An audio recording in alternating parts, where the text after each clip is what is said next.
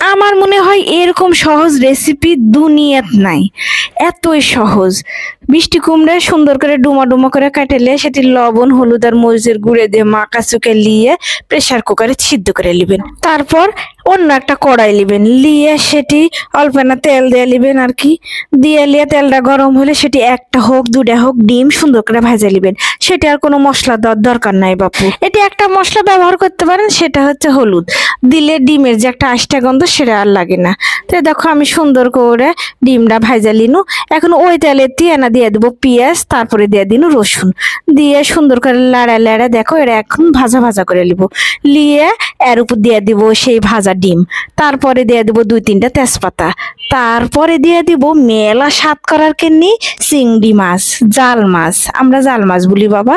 এ দেখো দিয়ে সুন্দর করে লাড়া চাড়ে এখন সিদ্ধ করা ওই মিষ্টি কুমড়াগুলো ঢেলে দিনু, দিয়ে লাড়া চাড়ে রান্না শেষ করনু। বলে দিনি এর মতন সহজ রেসিপি দুনিয়ার জগতে খালেত আছে নাই। মিষ্টি কুমড়াটা মিষ্টি ছিল, তারপরও এনা চিনি ছিটা দিনু, এটা আমার শাশুড়ির দেখা। আমার শাশুড়ি করে মিষ্টি কুমড়া চিনি দিবেই বাপু। তো দেখো দিয়ে আটা আটা করে নামালিনু। দেখেছেন কালার খান, সেন্টও বাড়াছে হেভি বাবা। এক দিয়ে এক প্লেট ভাত একবারে উজাড় হয়ে যাবে। আর ছুটু চাওয়াল পলে এভাবে মিষ্টি কুমড়ার ঘাঁটি খাওয়াবেন ছুটুনি, এক নাও বড় হলে চোখে চশমা দেওয়া লাগবে না।